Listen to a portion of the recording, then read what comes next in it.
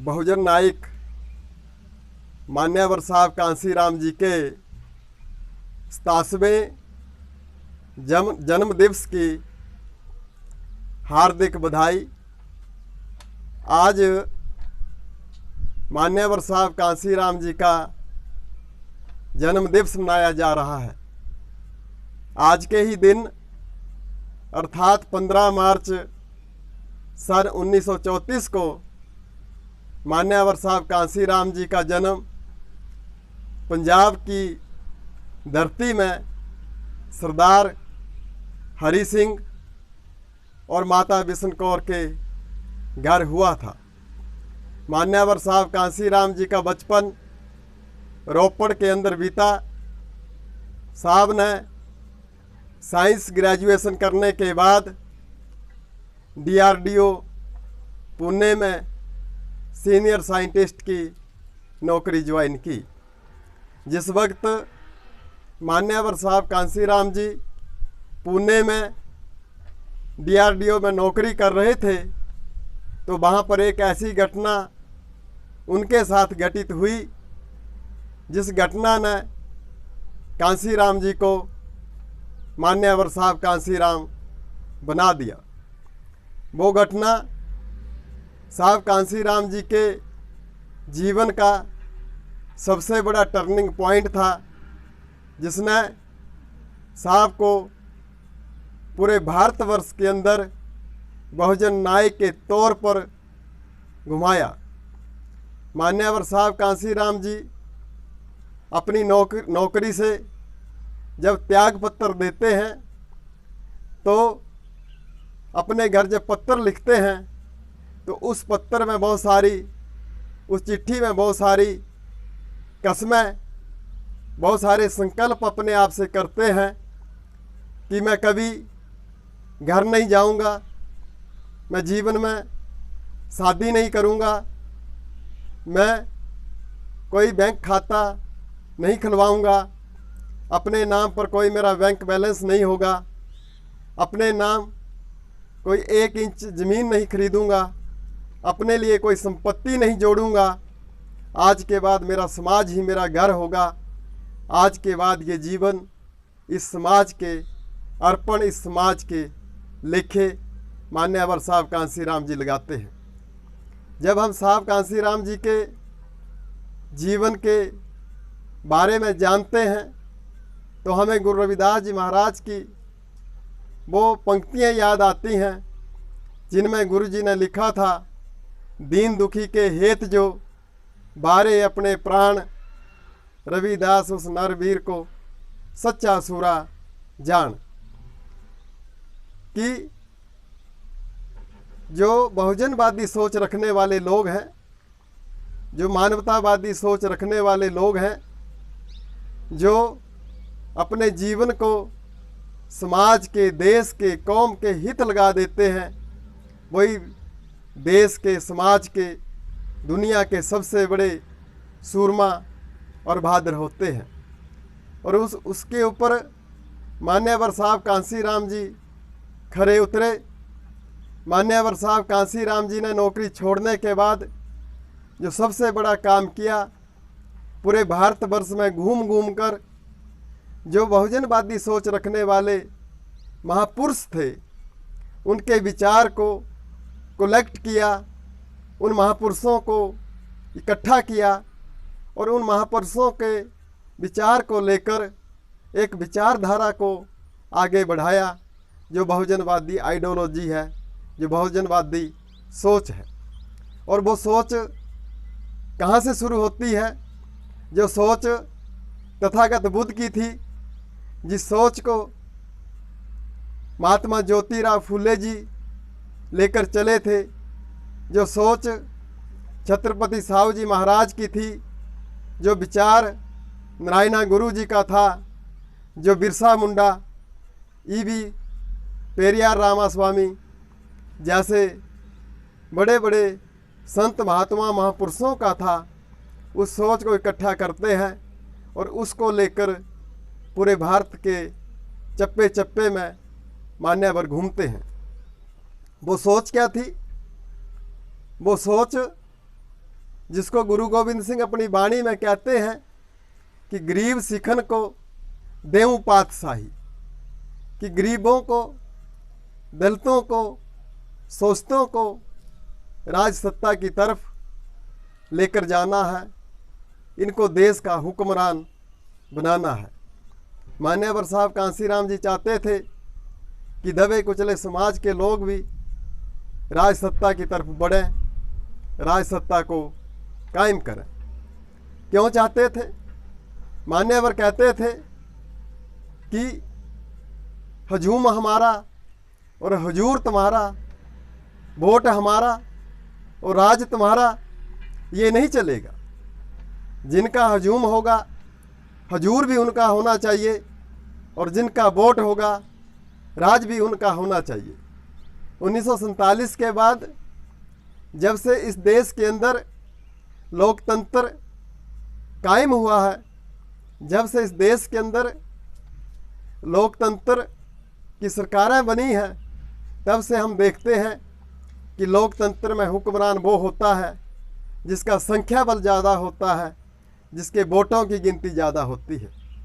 लेकिन मान्यवर कहते थे कि जो तादाद में ज़्यादा हैं, जो संख्या में ज़्यादा हैं, उन लोगों का राज नहीं है। राज उनका भी होना चाहिए।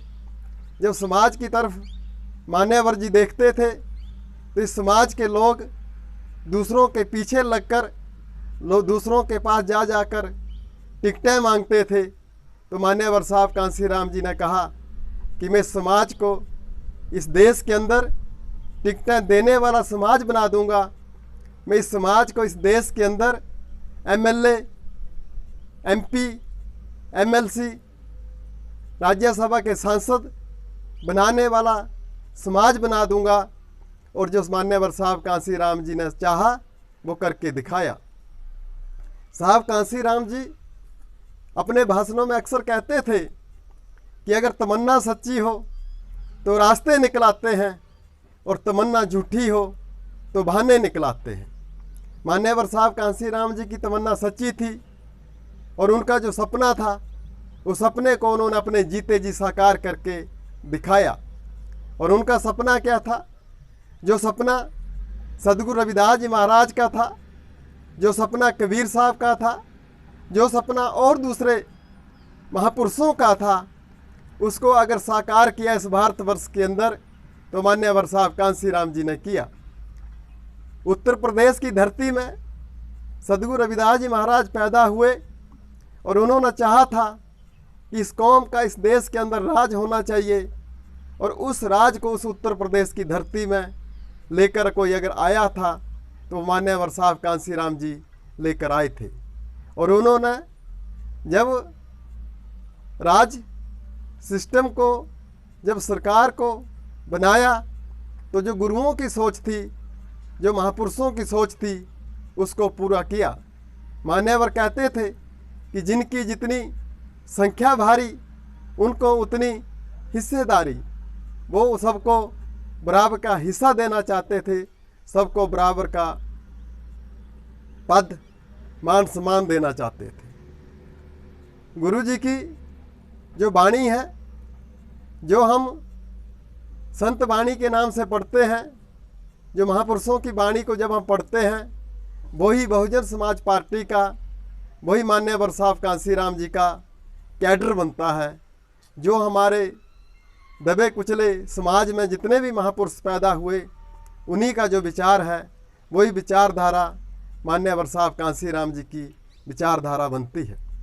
साहब कहते थे कि मेरे सपनों का भारत, सम्राट अशोक के सपनों का भारत, मेरे सपनों का भारत, बाबा साहब के सपनों का भारत, कि जिस भारत की परिकल्पना बाबा साहब ने की थी, जिस भारत की परिकल्पना महापुरुषों ने, संत महात्माओं ने की थी, और उसी को बनाना हमारा काम है।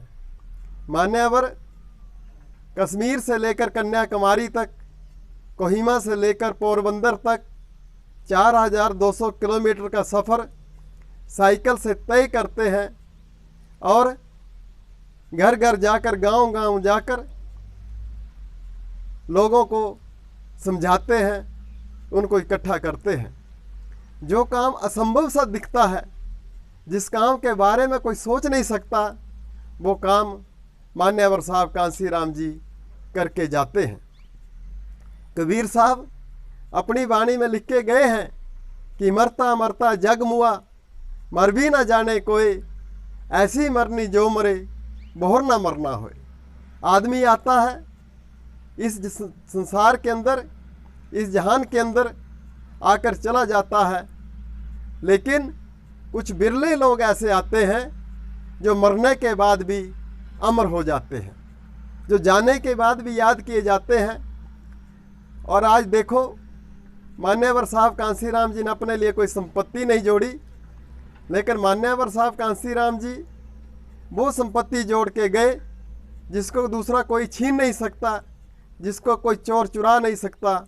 मान्यवर साहब कांसी राम जी अपना नाम कमा कर गए, एक इतिहास लिख कर गए। जिन महापुरुषों की विचारधारा को इतिहास के पन्नों में दफन कर दिया गया था, उन महापुरुषों की विचारधारा को अगर दोबारा से पुनर्जीवित करने का काम किसी ने किया है तो वो साहब ने किया है। अगर मान्यवर साहब कांसी राम जिस देश के अंदर पैदा नहीं होते तो ना तो हम बाबा साहब भीमराव अंबेडकर जी की जयंतियाँ मना रहे होते, ना हम इस भारतवर्ष के अंदर ज्योतिबा फूले जी को जानते होते, ना हमारे सामने नारायण गुरु जैसे संतों का कोई इतिहास होता। जिनको कोई नहीं जानता था, उनको दोबारा से पुनर्जीवित करने का काम अगर किसी ने किया है तो वो साहब कांसी राम जी ने किया है। और आज जब हम मान्यवर साहब कांसी राम जी का जन्मदिन मना रहे हैं तो हमारी ड्यूटी बनती है कि जैसे बाबा साहब के कारवां को आगे ले जाने का काम मान्यवर साहब कांसी राम जी ने किया, अब मान्यवर साहब कांसी राम जी का जो कारवां है उसको ले जाने का काम अब हमारा बनता है। हम जहाँ भी बैठे हैं, जिस जगह भी बैठे हैं, वहाँ पर अपने अपने स्तर पर हम इस सोच को आगे बढ़ा सकते हैं, जो सोच महापुरुषों की रही है, जिस सोच को लेकर साहब चले हैं। आज ज़रूरत है man to man, brain to brain विचार को आगे बढ़ाने की, लोगों को बहुजनवादी सोच से अवगत करवाने की। तभी हम मान्यवर साहब कांसी राम जी के सपने को साकार कर सकते हैं। साहब कांसी राम के जन्मदिन की फिर से लाख लाख बधाई। जय भीम, जय भारत।